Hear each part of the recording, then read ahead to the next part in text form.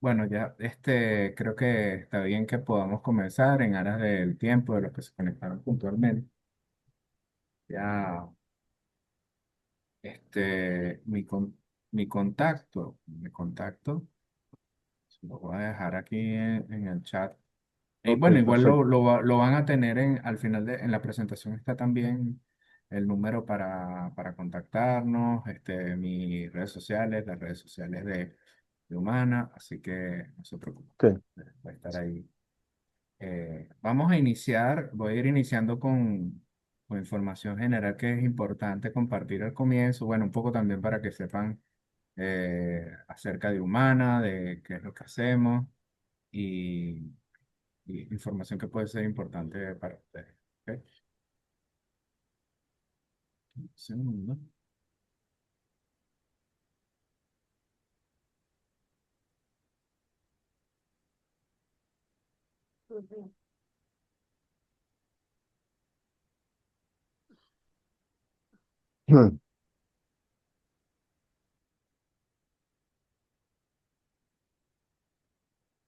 Ok,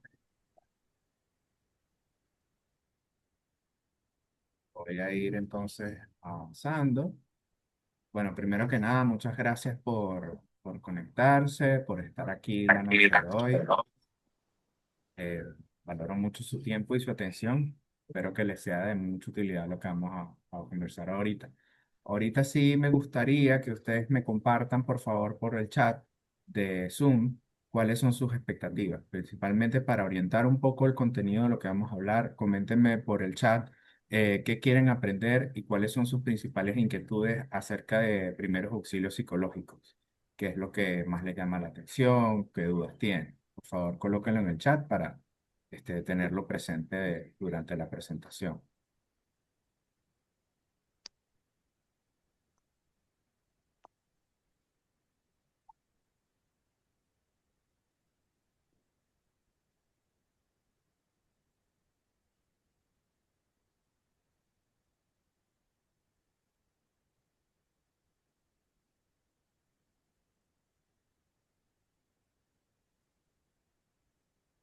Calmar la ansiedad, ¿ok? Identificar la ansiedad y los estados de pánico, ¿ok? Herramientas para ayudar a niños y personas mayores, excelente.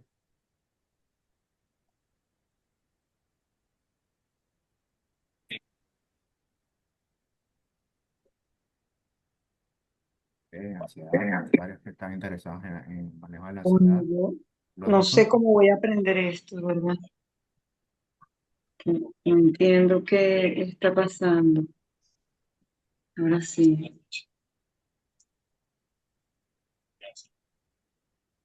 a ver, ¿alguien más quiere comentar su...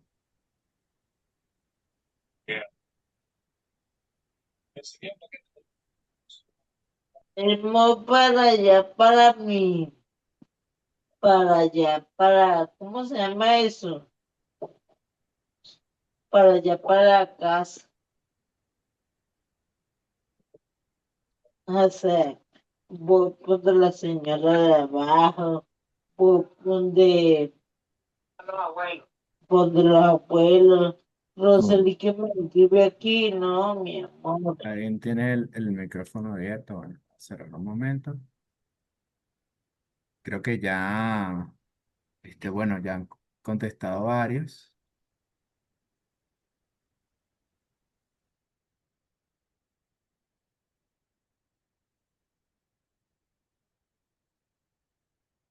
Bien, pero principalmente el punto principal es el manejo de la ansiedad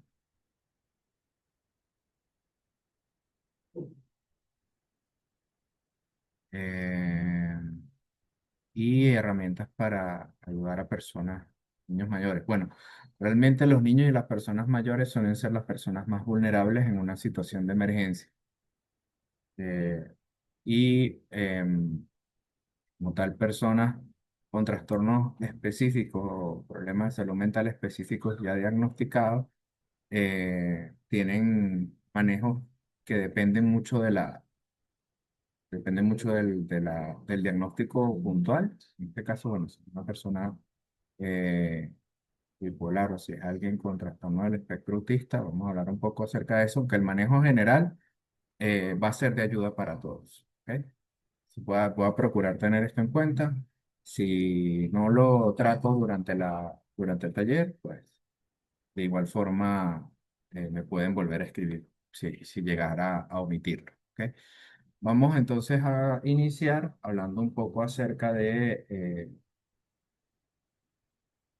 cuál es, digamos, en qué consiste Somos Humanas, cuál es la unidad de consulta externa y hablar un poco entonces ya propiamente del tema que nos atañe, que son los primeros auxilios psicológicos. Ahí vamos a hablar de algunas definiciones como la crisis psicológica, que es relevante para lo que vamos a trabajar, cuáles son los factores de riesgo, que es importante tenerlos en cuenta y los principios de los primeros auxilios psicológicos, que son observar, escuchar y conectar.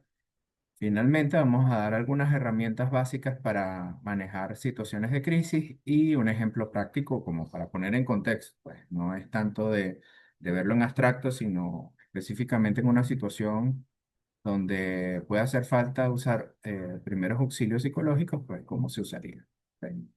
Entonces, bueno, hablando de Somos Humanas es una institución privada que ya tiene más de 20 años, va a cumplir prácticamente 30 en un par de años, está más cerca de los 30 que de los 20 años, y ha estado prestando servicios en el área de salud mental desde ese momento en la ciudad de Caracas.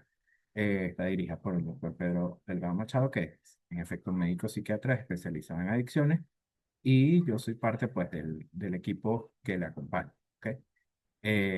Pues la misión y la visión están enfocadas en el bienestar y el equilibrio, que es parte de la razón de ser de por qué estamos ofreciendo estos programas gratuitos, pues precisamente para brindar bienestar, para brindar equilibrio a la comunidad, a las personas que son cercanas a nosotros por diferentes canales y buscamos ser un centro integral de servicios en salud y bienestar. ¿Ok? Nuestros valores son confidencialidad, excelencia, trabajo en equipo y empatía y humanidad. Son lo que nosotros buscamos ofrecer en el día a día. Contamos con un equipo interdisciplinario que cuenta con psicólogos, con psiquiatras y otras áreas de la salud mental, por supuesto, enfermería, nutrición, fisioterapia, terapia ocupacional, que nos apoyan en brindar servicios integrales. Y tenemos tres servicios principales: una es hospitalización de agudos y subagudos, que es cuando se presentan pues, casos donde se requiere una atención especializada, por ejemplo, donde un primer auxilio ya no sería suficiente si hay un brote psicótico, si hay una persona que está agresiva, que perdió contacto con la realidad, pues por lo general requiere de una hospitalización. Cuando se trata de adicciones, pues también tenemos un programa bastante completo para manejar adicciones a diferentes sustancias y adicciones comportamentales, que incluye tanto hospitalización, programa intensivo matutino y un programa ambulatorio. Y finalmente, pues la consulta externa, que son los que la mayoría de las personas ya están familiarizadas, que son las consultas individuales, ¿no? Consultas de psicoterapia, tanto presenciales como, como a distancia. ¿Ok? Entonces, básicamente nuestros servicios son precisamente la hospitalización, tratamiento de adicciones y consulta externa. ¿Ok? Para eso contamos con instalaciones adecuadas, con espacios agradables, completamente confidenciales y tratamos básicamente todo el rango de enfermedades mentales y problemas de salud mental que se han manejado desde el punto de vista médico, desde el punto de vista psicológico. ¿Ok? Eso a manera de introducción. Ahora, yendo al punto para el que estamos conectados hoy, vamos a hablar un poco acerca de los primeros auxilios psicológicos. Primeros auxilios psicológicos vienen del mundo de la asistencia humanitaria. ¿Ok? Si bien nosotros ahorita estamos ofreciendo una versión resumida para el público general, los primeros auxilios psicológicos surgen en el contexto de agencias como la Organización Mundial de la Salud, que intervienen en casos de desastre natural, de tragedias, de conflictos armados, de guerra, donde se presentan eventos traumáticos que afectan a muchísimas personas y donde es necesario entonces que el personal que atiende a los heridos o a las personas que están siendo afectadas por este evento puedan recibir algún tipo de atención y apoyo que les ayude a estabilizarse emocionalmente y mentalmente. ¿Ok?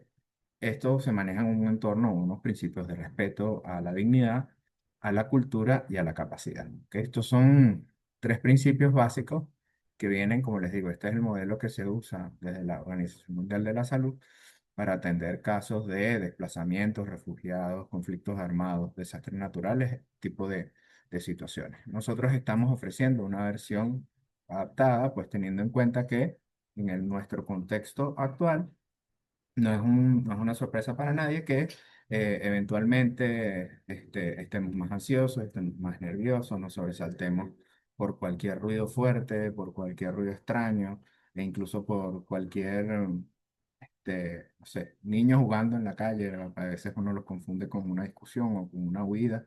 Entonces es normal que en el estado de hipervigilancia que estamos ahorita, en el estado de ansiedad, alteración y de predisposición ante el peligro, pues se presenten también situaciones de crisis psicológica. ¿Ok? Entonces, por eso es que nosotros hablamos de preparar a la mayoría de las personas para una crisis psicológica al punto de vista del público general, no necesariamente de quienes suelen y deben estar entrenados para esto, que son las personas que asisten a este tipo de eventos como bomberos, policías, protección civil, enfermeras, médicos, ¿sí? Personas que suelen atender a personas que están siendo afectadas por una crisis psicológica. Ahora, ¿en qué consiste esta crisis psicológica, como le estamos llamando? Pues un estado temporal de desequilibrio a nivel mental. ¿Y cómo se provoca ese estado temporal de desequilibrio? Bueno, principalmente por un evento externo profundamente amenazante, ¿ok? Que suele sobrepasar los recursos que tiene la persona para afrontarlo. En la misma situación, o sea, es decir, en el mismo terremoto, en la misma inundación, en el mismo bombardeo, en el mismo accidente que ocurra, todas las personas no van a reaccionar de la misma forma. Hay algunas personas, perdón, estoy escuchando un ruido,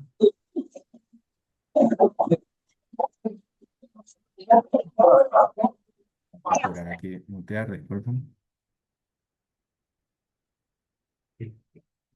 Este, no todas las personas reaccionan de la misma forma. Seguramente ustedes se habrán dado cuenta. Hay personas que quedan muy alteradas después de haber pasado el evento, que no pueden dormir bien, que se sienten muy angustiadas. Hay otros que pareciera que no hubiera pasado nada. Hay algunos que de repente sienten más ganas de comer. Hay otros que pierden el apetito. O sea, las reacciones de cada uno pueden ser distintas. Lo cierto es que cuando nosotros reconocemos una crisis es cuando la persona está perdiendo su capacidad para funcionar regularmente. ¿A qué se refiere eso? Bueno, pues, si, por ejemplo, si es un estudiante, pues le cuesta hacer las tareas que tiene pendientes, no logra organizarse, no logra concentrarse. Si es alguien que tiene su trabajo, pues no logra realizar sus actividades. Si es una ama de casa, no logra mantener el flujo de lo que está haciendo, o puede ser que por llanto o por miedo empiece a entorpecer su funcionamiento diario. Eso se refiere propiamente la crisis como tal, es una crisis psicológica. Ahora, ¿cuáles son los factores de riesgo de una crisis psicológica? Primero, lo es importante sobre todo para entender cómo funciona. Bueno, primero hay un detonante.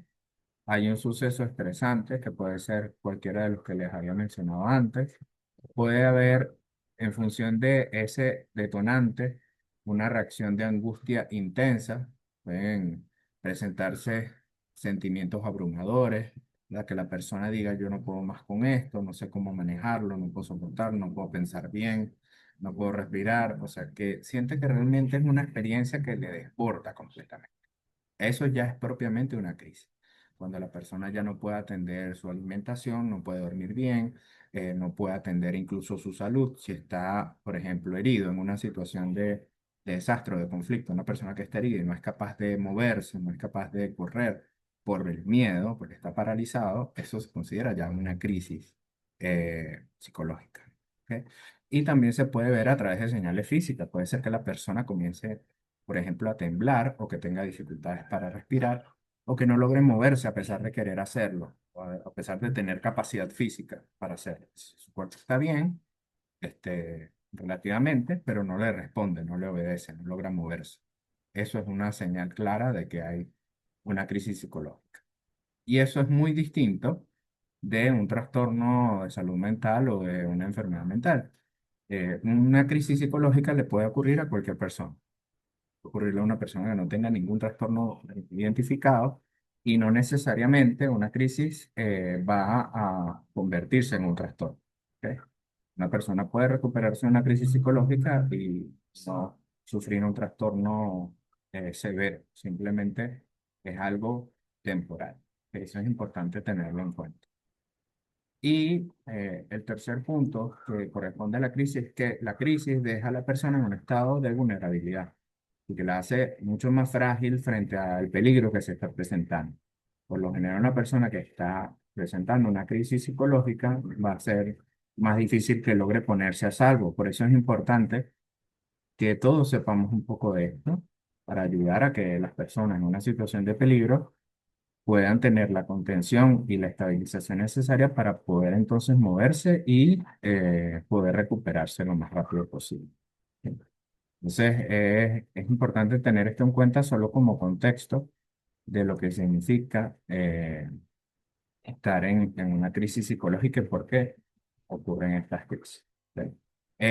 ¿Alguien tiene alguna duda o pregunta? Si tienen, lo pueden compartir por el chat.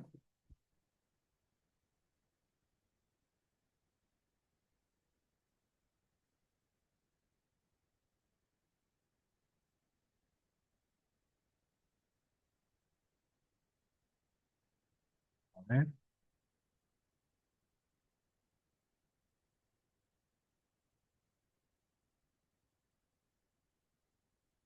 ¿Alguien que tenga un trastorno puede llegar a una crisis psicológica? Sí, claro.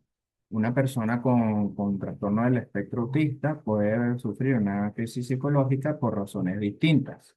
Puede cambiar un poco de repente digamos, la forma en la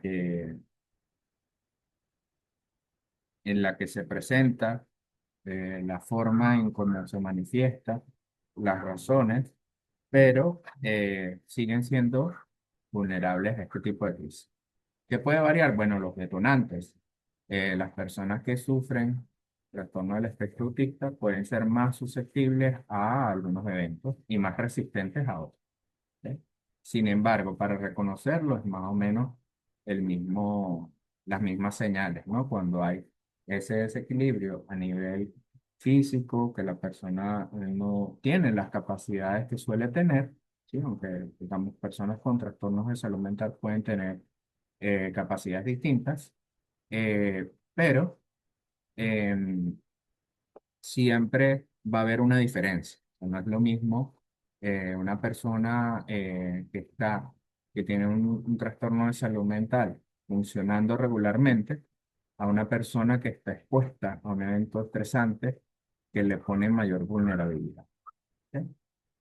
Entonces, eso de alguna manera, digamos, puede ser que varíen las razones y cambie un poco la forma en cómo se manifiesta, pero todos somos susceptibles de vivir o pasar por una crisis psicológica. ¿Ok?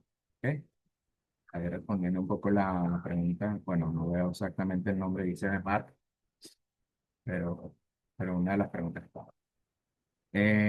Ahí, Airam.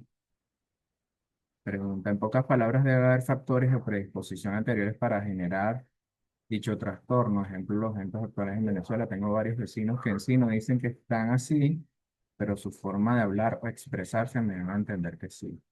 Bueno, si entendí bien, eh, no necesariamente es que haya como una predisposición, sino que hay, ¿cómo decirlo?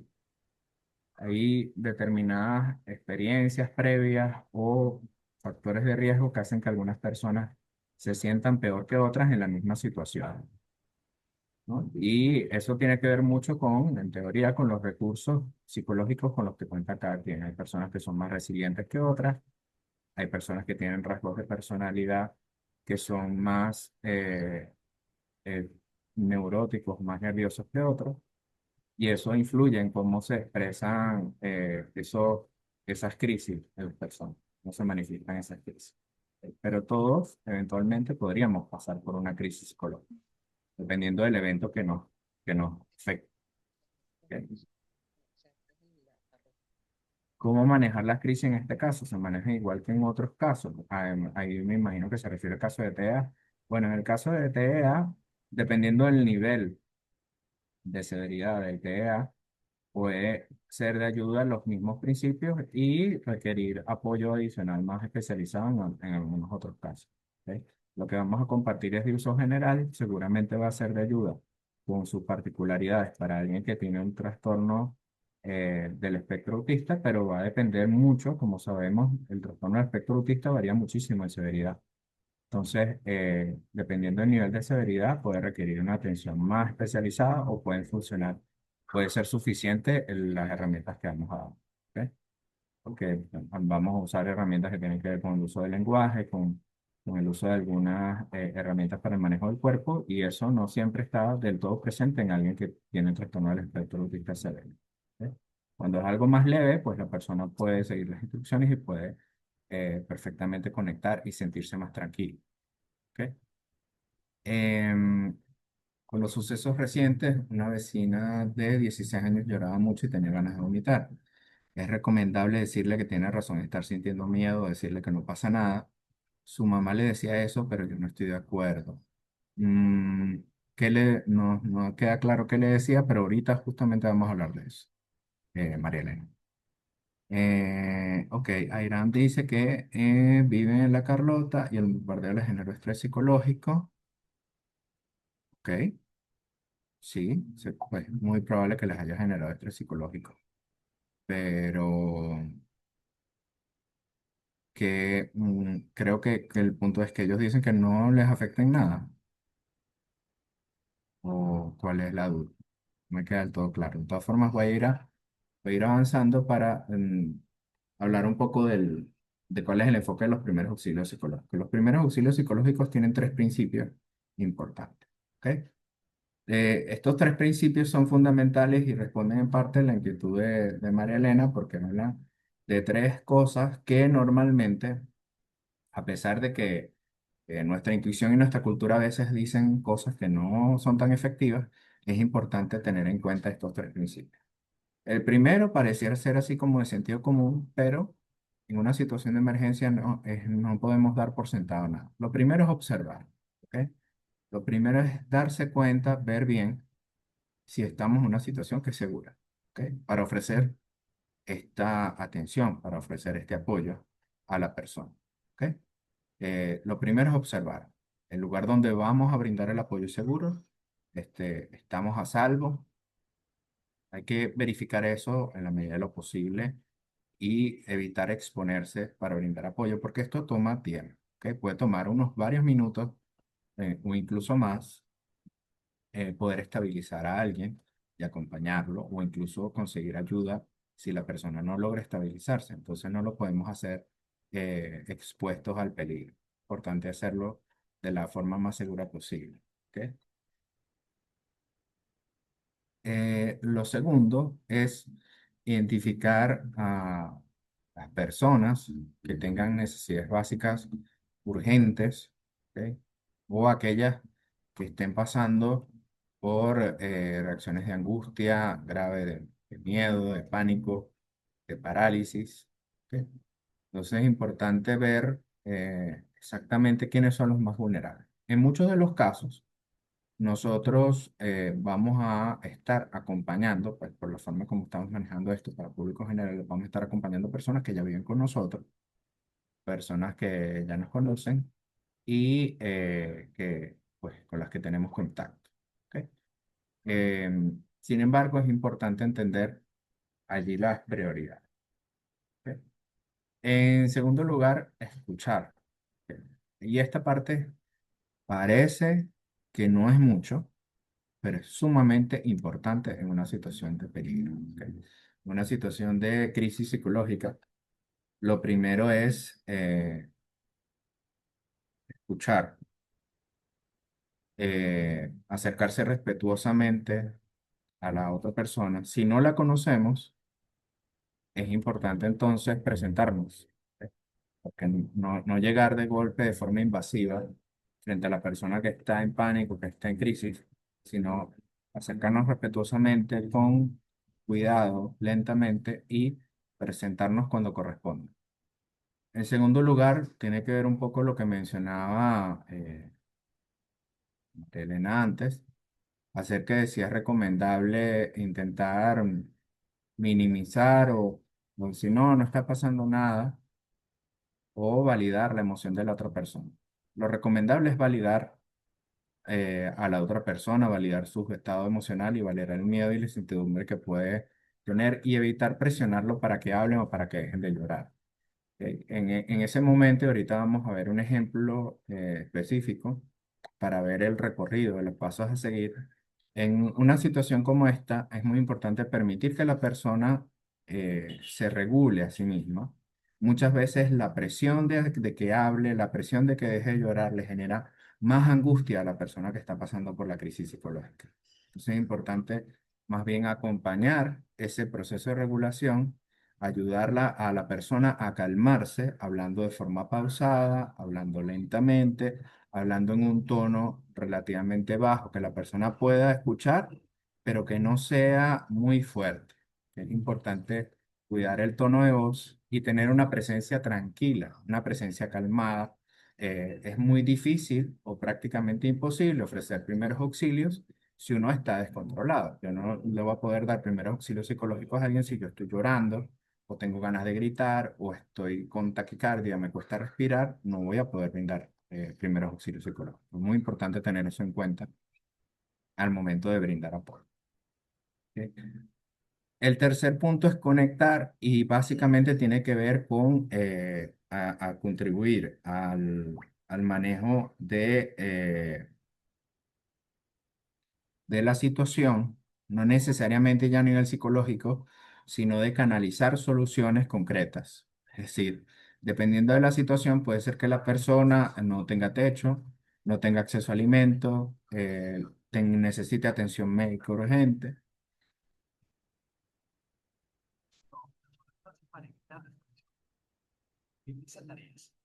Em, Pueden presentarse diferentes soluciones a los problemas inmediatos. Y el hecho de nosotros canalizar las soluciones a los problemas inmediatos alivian el malestar psicológico. Es importante tener eso en cuenta. El malestar psicológico no ocurre en el vacío. El malestar psicológico ocurre porque se está presentando una situación en la que la persona se siente mucho más vulnerable.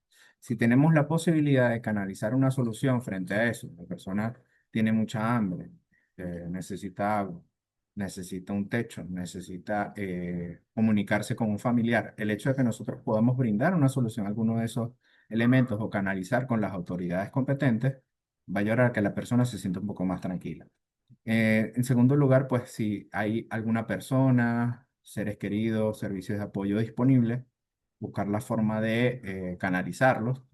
Y es muy importante transmitir a la persona que si se sienten conectadas, si se sienten apoyadas, si se sienten tranquilas y con esperanza, va a ser más fácil poder recuperarse y poder trabajar en función de una solución, ¿ok? Para evitar esos momentos de desesperanza, desesperación y pánico que vienen con un evento de este tipo.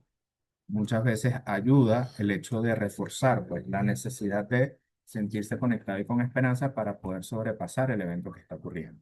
¿Ok? Veo que aquí hay algunas preguntas adicionales, entonces voy a leer.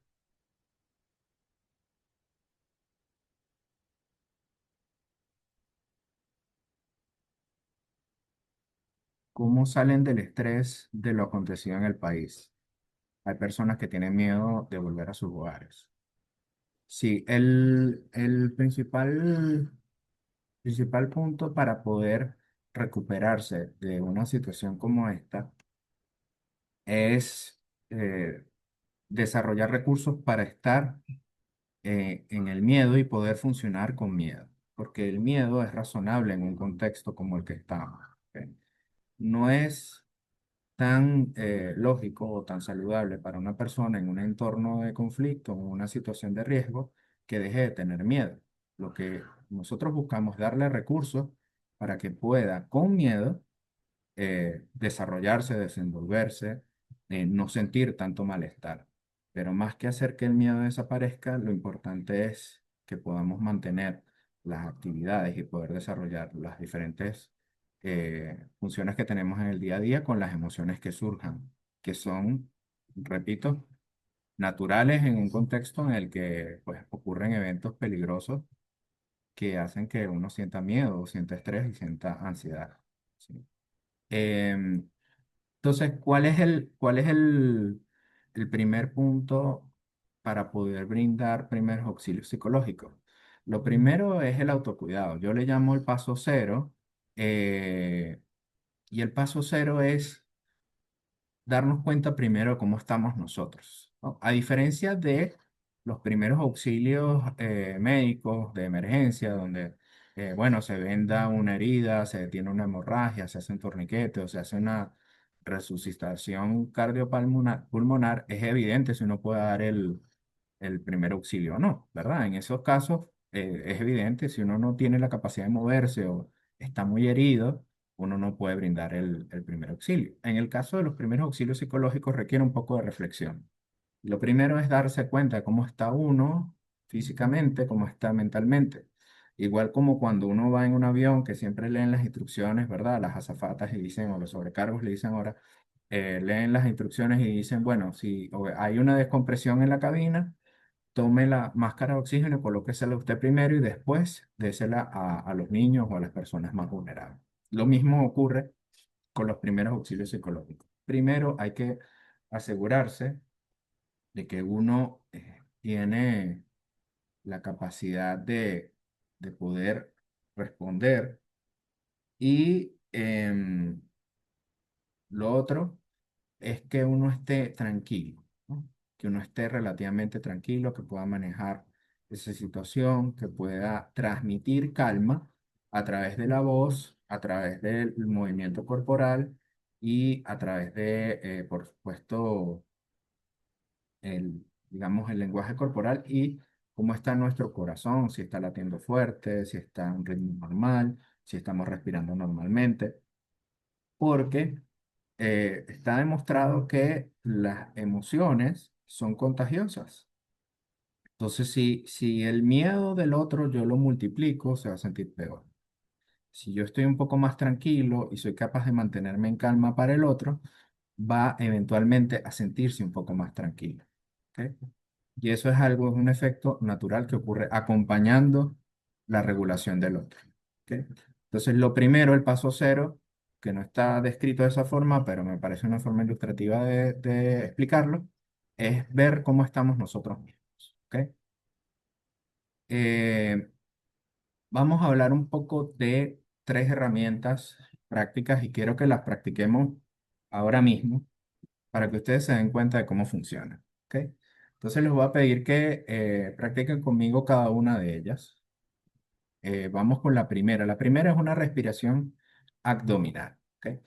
La respiración abdominal es colocar, voy a revisar aquí un momento, cómo está la vista.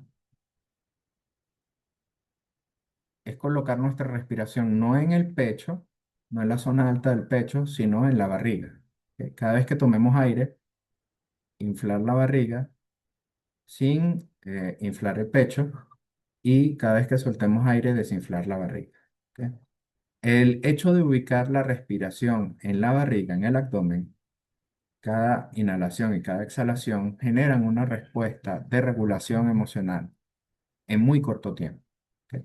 Naturalmente, cuando estamos en una situación altamente estresante o de mucho nerviosismo, la respiración se agita, el tórax tiende a expandirse, se comprime más bien la barriga cada vez que tomamos aire.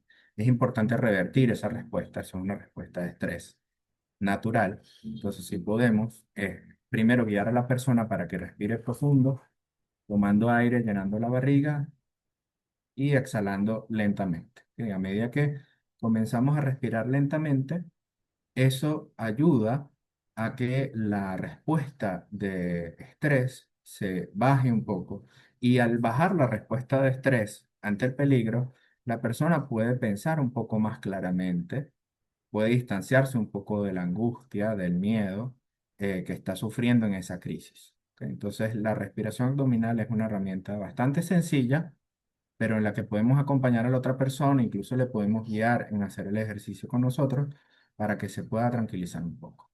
Otra herramienta que es muy útil en situaciones de crisis es la técnica 5-4-3-2-1. ¿Esto qué hace? Hace que la atención de la persona se enfoque en aspectos reales, aspectos externos a ella. ¿Ok? Entonces, lo primero es que identifique 5 cosas que ve. Si quieren lo pueden hacer ahorita, pueden identificar de repente una lámpara, las llaves, la puerta de su casa, una ventana, alguna planta, algo que esté en su entorno y obsérvenlo con sus ojos. Luego identifiquen 4 cosas que puedan tocar, puede ser el escritorio, puede ser el teléfono, puede ser el teclado, una lámpara, la pared. y 4 cosas que puedan tocar que estén en su entorno inmediato y 3 cosas que pueden oler. Sí, 3 cosas que pueden oler, puede ser su propio perfume, puede ser el olor de algo que están cocinando en la cocina, puede ser el olor del perfume de su pareja, puede ser el olor de la tierra, en fin, 3 olores que les ayudan a conectar con el momento presente y un sabor que puedan distinguir. Puede ser algún retrogusto de algo que hayan comido, el sabor de su propia saliva, en fin. Esta técnica 5-4-3-2-1 está enfocada en la atención del momento presente, momento a momento. ¿Sí? Y eso, como bien dice Fanny, es una técnica de mindfulness o atención plena, así es. Y es una práctica que ayuda a conectar los sentidos al momento presente y ayuda a que la persona se pueda anclar en lo que está pasando y no tanto en lo que pueda pasar, sus miedos, sus temores, sus angustias y las ideas catastróficas que a veces vienen cuando uno está en una situación de miedo extremo, de angustia muy intensa. Esto nos ayuda definitivamente a reconectarnos. ¿Ok? El tercer punto que viene de la terapia de aceptación y compromiso, que me parece interesante en el contexto en el que estamos viviendo, es, bueno, ¿qué tipo de persona quiero ser en esta situación? ¿Cómo yo puedo ser quien yo quiero ser y aspirar o moverme en la dirección en la que yo considero que es importante en el contexto que yo estoy? Entonces, poner en práctica mis valores ayuda a que yo tenga un poco más de conexión con mi propósito, que me sienta más auténtico y que me sienta más empoderado. Cuando actúo en función de mis valores, pongo dentro de mi control aquellas cosas que son importantes. Y hacer ese ejercicio ayuda pues también a centrarse un poco más en una situación de desregulación. Entonces, ahora, en aras del tiempo, ajá, tengo una pregunta acá. Todas las respiraciones son por la nariz o alternadas. Se pueden hacer alternadas. Yo recomiendo inhalar por la nariz y exhalar por la boca. Inhalar lentamente y exhalar lentamente. Por lo general, de esa forma es mucho más fácil de regular y de conectar. ¿Ok?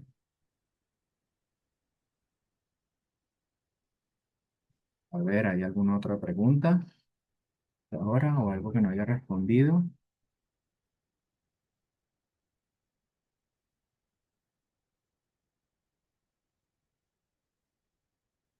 Los que practican yoga son especialistas en trabajar la respiración, así es, Mausi. Bien. En efecto, el yoga es una práctica que ayuda mucho a aprender a regularse y a manejar bien la respiración. Y sí, es razonable tener miedo en algunas circunstancias y dar apoyo físico y de contacto ayuda, sí, a veces, sobre todo cuando son personas cercanas, personas conocidas, un abrazo puede ser bastante tranquilizador. Entonces, hay que también recurrir a ello. Muchas veces lo más complicado es qué decir en ese contexto de brindar apoyo. Por eso vamos a dar un ejemplo ahora de qué hacer en estas situaciones. ¿Ok? Como les decía, bueno, el paso cero es primero tomar conciencia de la reacción que uno mismo está teniendo ante la situación. Puedo brindarle calma a la persona que está en crisis, me siento seguro para atenderle, hay que estar pendiente de lo que está pasando en el entorno.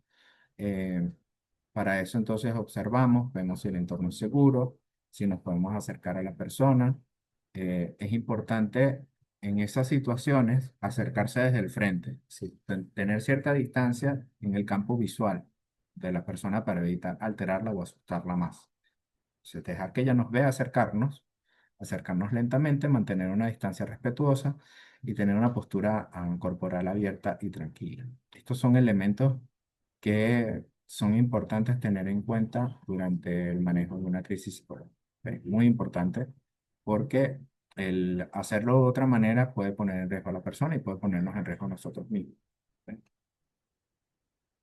En segundo lugar, escuchar. Bueno, y en el caso cuando hablaba del caso de TEA, bueno, es importante que el contacto físico se minimice, ¿no? En el caso de TEA, por lo general las personas que tienen TEA no se sienten nada cómodas con contacto físico, entonces es mejor acercarse con mayor cautela, con mayor respeto y hacerlo de manera muy tranquila.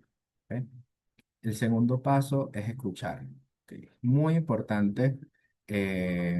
Una postura corporal abierta es cuando uno, por ejemplo, tiene las palmas de las manos visibles, tiene los brazos afuera, se acerca de una manera que no se vea ninguna amenaza, ¿no? Particularmente las manos, con los pasos relativamente lentos y separados hacia los lados, y la mirada mirando hacia la persona, de una manera que no sea intimidante. Es decir, no fijando la mirada directamente a los ojos, sino de repente poniendo la mirada hacia la frente o mirando hacia el rostro, pero no mirando tan directamente a los ojos. ¿Ok? En la escucha, ¿qué se refiere el paso 2 de escuchar? Bueno, lo primero, que es lo que casi nadie hace, es permitir que la persona llore. Muy importante permitir que la otra persona llore cuando se presenta una crisis, eh, y tener eso presente porque nuestra tendencia es intentar callar o acortar el llanto, eh, porque la respuesta natural de nosotros en general, o cuando alguien no está entrenado, es a sentirse desesperado o sentirse muy incómodo frente al llanto de otra persona. ¿Ok? Parte de la empatía de cada quien. Pero en ese momento hay que canalizar la empatía y permitir que la persona llore y se descargue en la medida de lo posible. ¿Ok? Muy importante evitar interrumpir el llanto cuando alguien está en crisis. El llanto le va a ayudar a regularse más rápido. ¿Sí? Aunque pues, suena un poco paradójico, pero es así. ¿Qué podemos decir en una situación así? Bueno, podemos presentarnos si la persona no nos conoce y afirmarle que estoy aquí contigo, estás a salvo en este momento. ¿Sí? Esas palabras, validarlo, validar la emoción que está sintiendo. Es normal sentir miedo con lo que está pasando y tiene sentido que te sientas así. Que creo que eso responde a una de las preguntas que hacemos más arriba. Es importante validar cómo se siente la persona, aceptar cómo se siente, para evitar crearle una angustia adicional. ¿Qué angustia adicional se crea cuando decimos no tengas miedo, no te sientas así? Que la persona va a intentar luchar contra sus propias emociones y no lo va a lograr, mucho menos en una crisis. ¿Sí? Vamos a agregarle una frustración adicional, se va a sentir más frustrado, más desesperanzado, con menos capacidad, porque no va a lograr regularse en ese momento. Muy importante permitir que llore, permitir que se exprese. Si no logra hablar, no forzar que hable y, digamos, transmitirle esa sensación de que su comportamiento y sus emociones son relativamente normales. ¿Ok? Y por último, pues si es una persona cercana o si notas que hay suficiente receptividad por parte de esa persona, puedes colocarle una mano en el hombro o te puedes sentar al lado a la misma altura de esa persona. Por lo menos en el caso de alguien con TEA, no es tan recomendable hacer contacto físico, es mejor acompañarlo, sentarse al lado a la misma altura de esa persona, porque el sentarse al lado a la misma altura refuerza la idea de que está acompañada, de que está más tranquilo, de que está a salvo. Eso es importante transmitirlo a través de la postura corporal. Cuando uno se coloca por encima, más bien puede sumarle a la amenaza, a la sensación de digamos, de debilidad o de fragilidad a la persona, y la idea más bien es que la persona sienta que forma parte de un grupo, que forma parte de una unidad más fuerte que él mismo o que ella misma. Y el último punto, que como les decía, ya propiamente es, bueno, el malestar que está presentando la persona tiene que ver con la sensación de desesperanza, aislamiento y desesperación que está produciendo la crisis. Cuando nosotros comenzamos a conseguir soluciones que están relacionadas con los disparadores o los detonantes de la crisis, nosotros ayudamos a aliviar el malestar a través no de la atención psicológica, sino de la atención a los problemas que está presentando. Entonces es importante ver si hay necesidades concretas, si la persona necesita atención médica, si necesita resguardarse, verificar si tiene posibilidades de comunicarse con familiares o personas conocidas.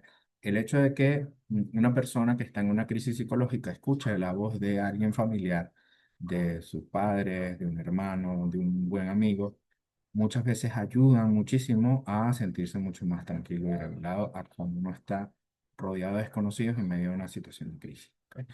Y el último es ayudar a que consigan instituciones que puedan brindar el apoyo pertinente. En algunos casos se requiere de apoyo de autoridades, en algunos casos se requiere de atención de salud y en algunos casos va a meritar atención psiquiátrica o psicológica especializada. ¿Ok? Los primeros auxilios psicológicos pueden ayudar a estabilizar hasta cierto punto. Si nosotros vemos que hemos seguido los pasos, pero la persona sigue sin poder expresarse bien, sigue descontrolada, no logra funcionar o pierde contacto con la realidad, es necesario entonces acudir a un especialista. ¿Ok? De la misma forma que cuando se brinda un primer auxilio y nosotros vemos que no, la persona no responde al RCP o no logramos detener la hemorragia, es necesario conseguir un médico. De esa misma forma, con primeros auxilios psicológicos, si la situación sale de nuestras manos o supera nuestras capacidades, es necesario conseguir el apoyo de un especialista. ¿Ok?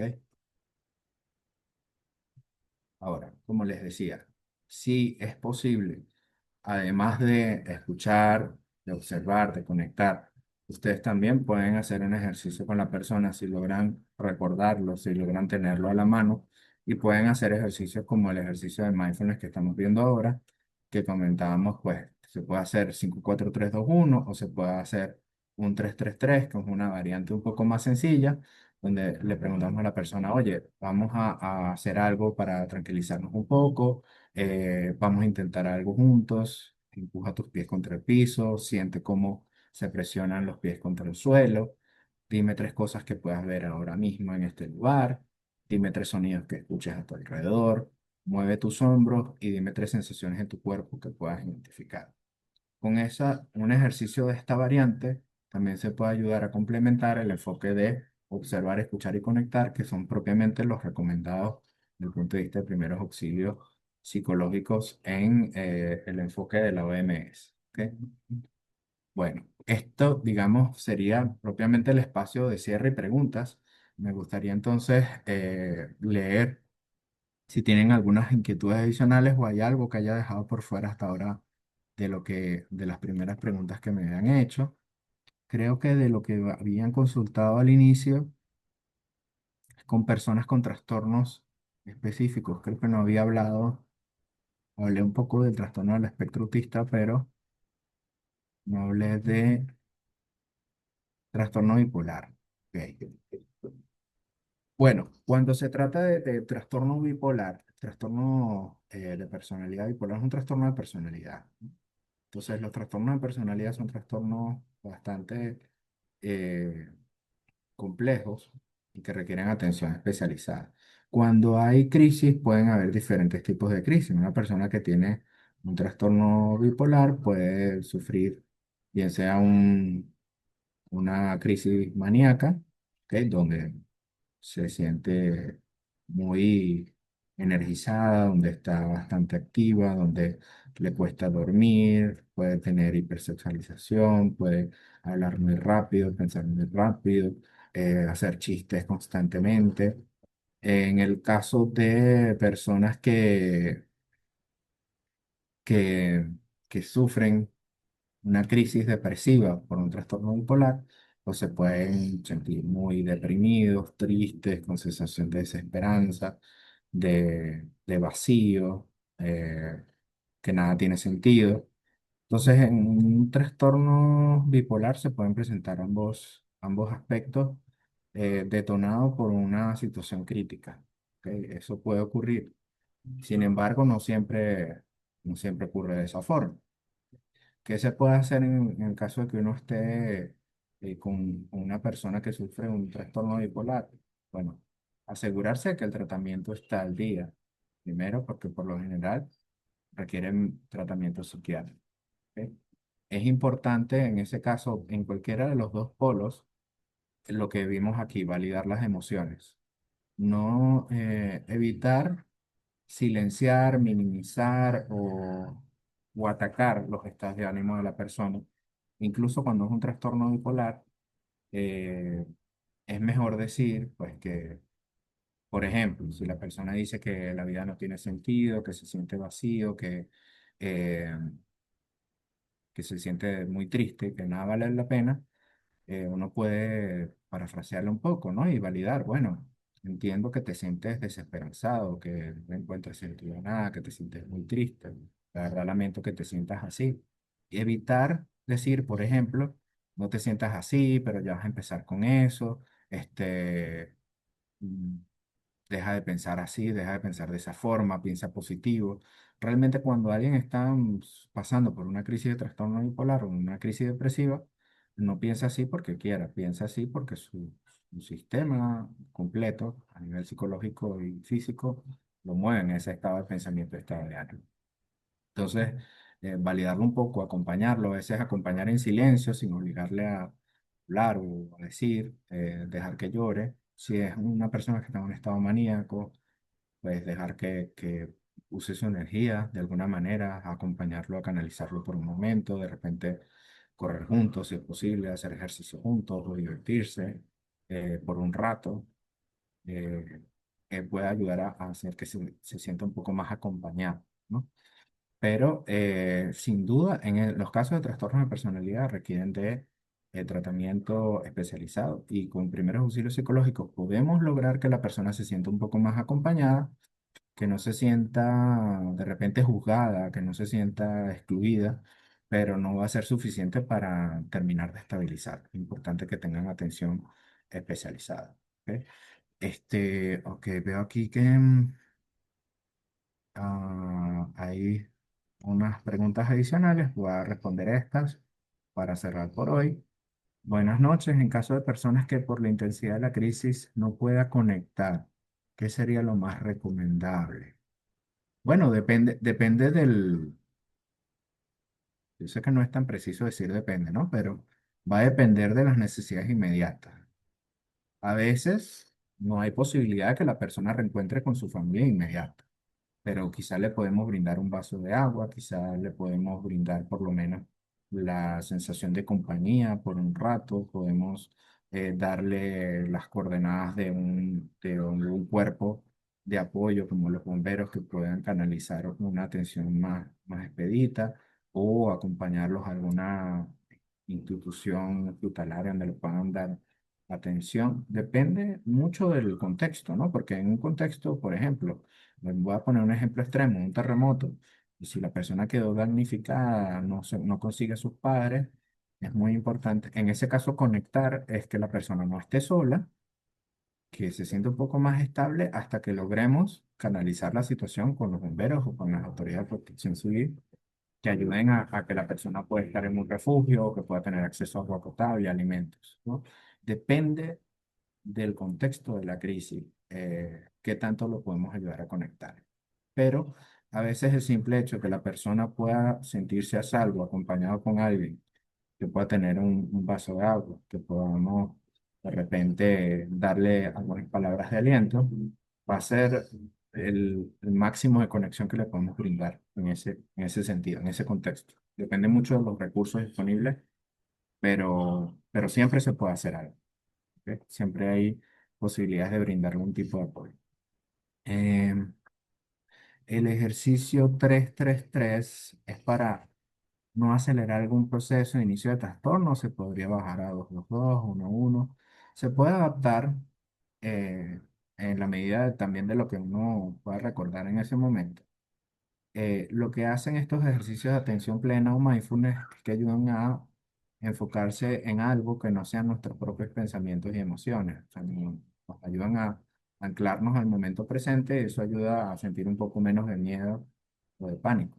Eh, Realmente, cuando pasamos por una crisis psicológica, no estamos disparando un trastorno. Ahí es importante diferenciar.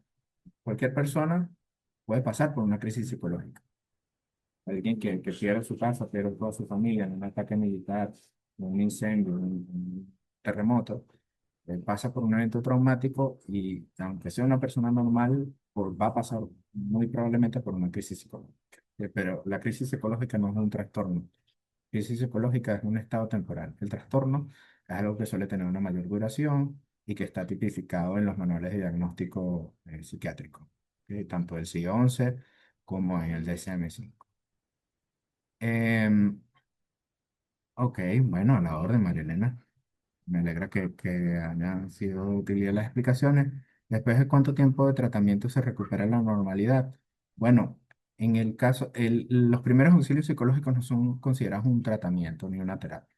Los primeros auxilios psicológicos ayudan a estabilizar la persona en los primeros minutos de atención, incluso media hora. La persona puede ser que ya se sienta un poco más estable, capaz de atender o asistir a recibir una atención más especializada o incluso ya sea capaz de funcionar. ¿Ok? Depende un poco del contexto y de la situación.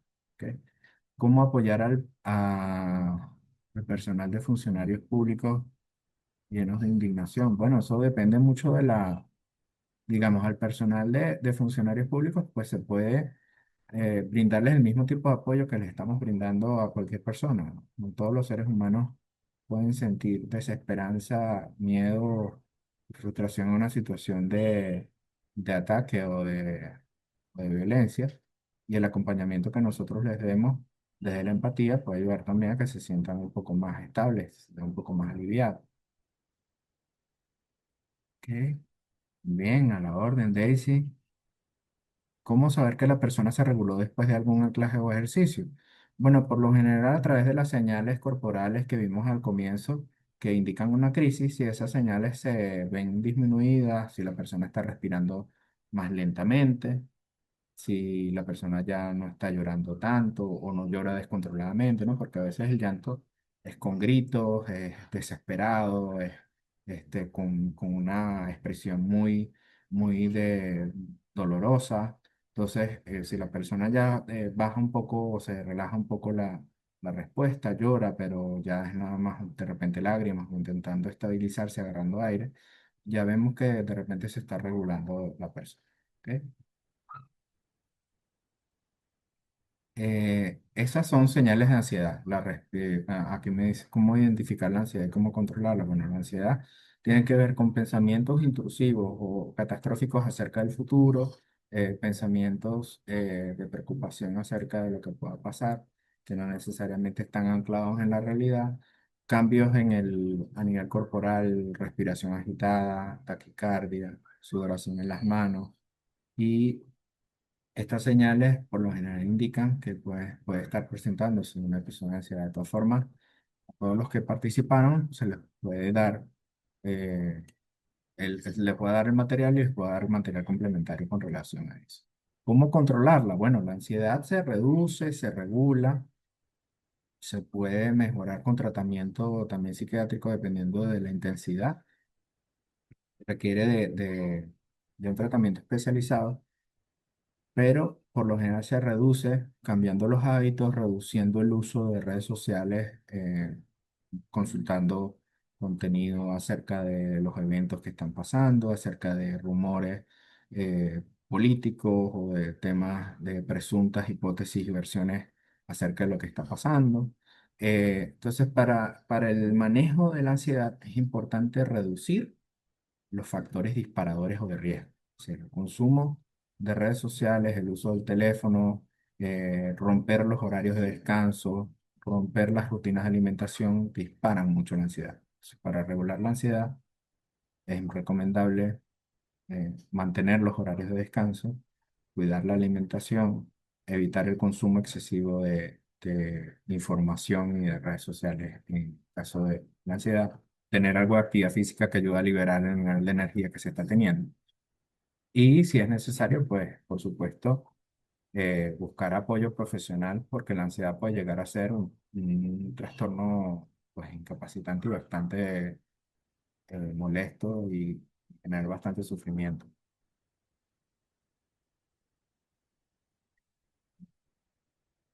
Ok. ¿Cuál medio usamos para divulgar estas actividades? Bueno, acá está. Pueden seguirnos por Instagram en Somos Humana A. También me pueden seguir en mis redes sociales, que es Valerio PSI.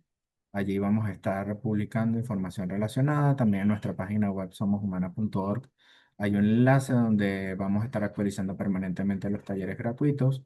En ese mismo enlace de la página, ustedes van a poder ver los videos de las actividades anteriores que se han grabado, están publicadas allí con los enlaces a YouTube.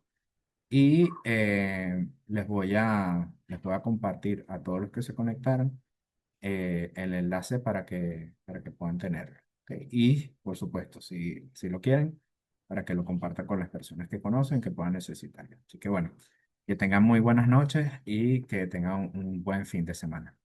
Que descansen. Hasta luego.